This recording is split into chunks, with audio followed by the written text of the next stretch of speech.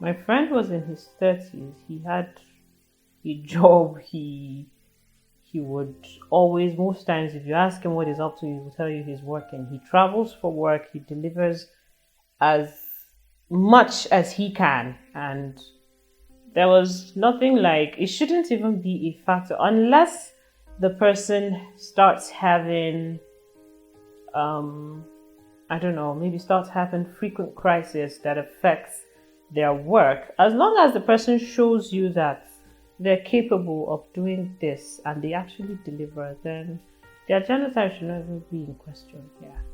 Although still not a lot of people will agree with it because they'll feel that the carrier will not live to be an old person or live to they'll not grow old with you. But then it's life. We have the normal people or the AA and the AS die every day. So why would you limit your life because of the person's genotype? As long as your AA, the person is as long as you're compatible with the person, I think you just experience life and let it be.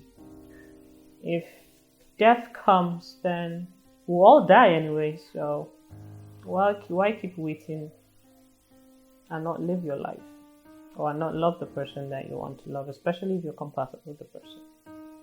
Actually, all my siblings are and all my siblings are yes. All of them. And we're 4. All of us are yes. So, where did that calculation come from? I mean, if we're going to follow that calculation, then I think we're supposed to have 2 or 3 AAs. There may be 1 AS. But all 4 of us are yes. So, what is the math in that? The calculation doesn't... Funny enough, when I read it in biology, usually they calculate it like that. So you see if they put... I think I can still remember the diagram. If they put AS, they put AS and AS, they say you're likely to have AA, then maybe AS. Not until I grew up and then I read about it and then I realized that that's not the way it works. The way you calculate it is not the way your body will. So we're all AS. Does that mean that there was a fluke in our DNA or something? It doesn't make any sense. So no, the math doesn't work. It doesn't math like that. For those banking on it, it doesn't work like that. I think most of the sickle cell initiatives I've seen are from private individuals. A lot of them are from people who have decided to just take the initiative that, okay, we want to educate people on sickle cell. I've not seen anything from the government or from the public offices. I've personally not seen the church allowing people to still go ahead and get married if they are not compatible.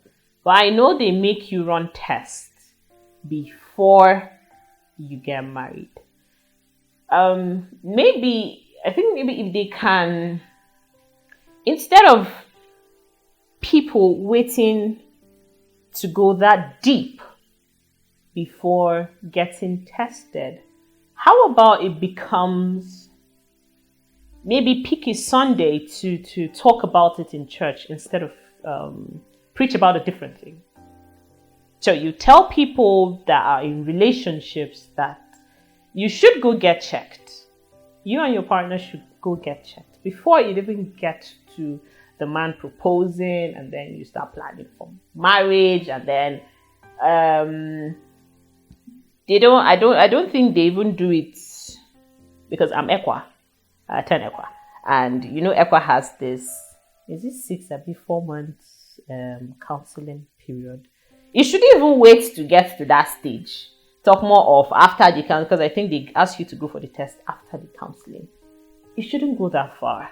There are initiatives that church can, because I know a lot of people get influenced by what religious leaders tell them. I know that for a fact.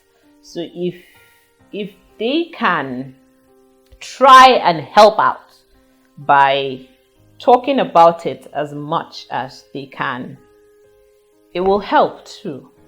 It will really help. Let it not be, I'm not saying preaching is bad, but at least pick a Sunday to talk about it. You can bring in a doctor or a medical practitioner that can come and talk about these things, so that those in the congregation that are just in relationship stage or in social media talking stages, they can put this into consideration before it even gets that far. Because it's when it gets that far, somebody will tell you, I am wholly in love with this person and I cannot leave the person. My life is not complete with the person. And there are people that love like that. So they're scared of that pain of living without the person. They would rather just go ahead and marry and do the marriage and do the gamble and all of that. But when we try to nip it from the beginning, it will help a lot. If my partner lies to me about being here, I think that's lies and deception. I think that is ground for divorce. That is just me. If you lie about something that serious to me, then yes, I am going to leave. Because you decided to gamble not only my life or my mental health, but also that of our children. Imagine if we had kids and then they are sickle cell carriers, and then the whole process of having to cater for them and being scared of them having one crisis after the other, and it's just mentally draining. To me, I believe you don't have my best interest at heart.